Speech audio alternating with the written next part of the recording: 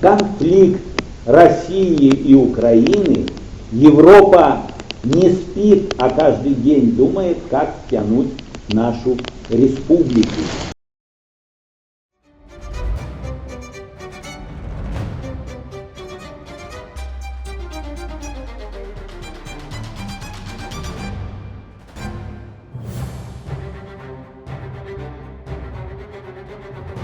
И по этому поводу президент наш неоднократно делал заявление и сказал, Александр Григорьевич, что мы в этот конфликт не вмешиваемся, вот, никто нас не просил, и мы, как говорят, строго будем соблюдать посылы, которые обозначены в основном в законе нашей страны, в Конституции. А в Конституции написано, что Республика Беларусь исключает агрессию в отношении других стран со своей территории.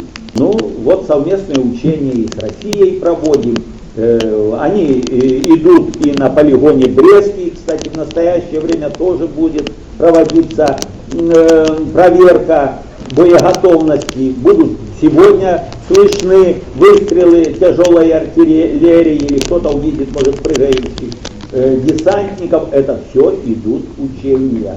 Это так устроен современный мир. Вот идет военные действия в Украине. Если вы следите, то, наверное, уже такой населенный пункт, как Буча, с провокацией фейков, которые устроили англичане для того, чтобы показать всему миру, какой, значит, российский народ там плохой, вот он уничтожает мирное население. Оказывается, что это тоже информационная война, и воюя таким способом, можно, как говорит, навредить даже больше, чем в обычном противостоянии.